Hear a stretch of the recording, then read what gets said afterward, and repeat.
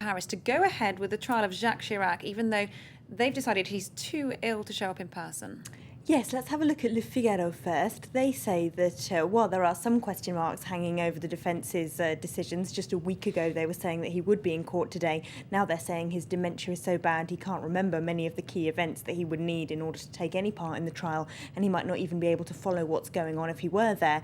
So Le Figaro says that while that's a little bit fishy, it seems the health data is clear. The former president just isn't well enough to be in that trial, and they're questioning today whether there's any point carrying the trial out at all if he's not well enough to be in the courtroom. The main plaintiffs, which was originally the city of Paris, have dropped the case, and it's just some anti-corruption activists pushing it forward. And the events are so old, they say, that maybe it's just time to lay this all to rest. And it does seem as though it's on some shaky ground there, actually.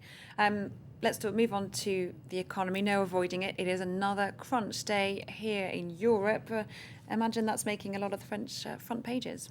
Yes, if we stay quickly with the same paper, Le Figaro, its headline is pretty much typical of what's across all the front pages today. They start with defiance is spreading over the rescue plan for Greece, and they've got a really extremely sombre editorial in here which says that we could be on the verge of a crisis that would be worse than what followed the collapse of Lehman Brothers in 2008 if a better bailout plan is not hammered out soon for Greece. They're talking particularly about the risk that German lawmakers might decide that bailout is, that they won't vote through that bailout, and as a result could trigger a massive collapse. They call the Eurozone countries pyromaniac firemen in their editorial, saying that with the one hand they're offering more help for countries like Greece, and on the other hand they're pulling back like Germany and Finland have been and telling Greece to go it on their own.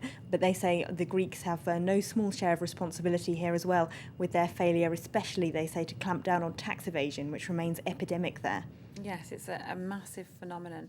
Okay, and it seems nowhere is immune. So you've pulled out an article from Le Parisien, the newspaper, and they said that even the sound of Saint-Tropez may be about to go bankrupt. Saint-Tropez, of course, that town on the French Riviera known best for glitz and glamour. Well, it's symbolic with billionaires, isn't it? But interesting front page here on Le Parisien. They say it's one of hundreds of trapped towns across France.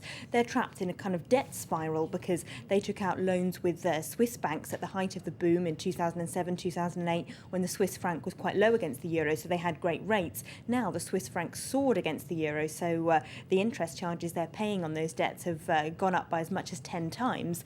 So that means that a little town like Saint-Tropez now owes more in debt to Swiss banks than it makes from local tax revenues in a year.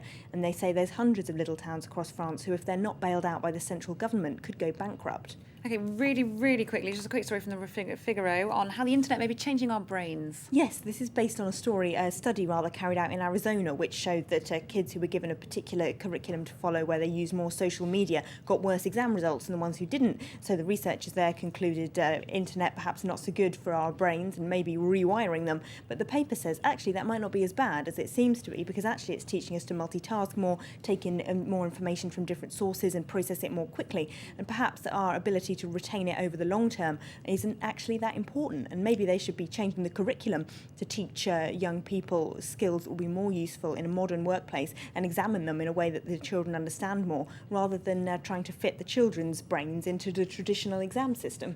And actually, we do have time for one last story, which I think is an important one, from Libération on a big health scandal. This is actually very important. If we have a look at their front page this morning, it's got Mediator, 40 years of lies. Now, Mediator, quickly, is a drug made by the French pharmaceutical company Servier to deal with diabetes, which turned out to be a very powerful amphetamine and has now been linked to quite a large number of deaths. Now, the company is in court and they could be struck off and be banned from selling medicines again in France. And the Libération says they have proof that the company lied about what that drug was meant to do and what was in it, way back from when it was first approved for sale in 1973. Okay, a huge health scandal here in France. Thanks very much indeed, Elena, for that French press review. We'll see you later on for the international papers as well. Thank you. Thanks.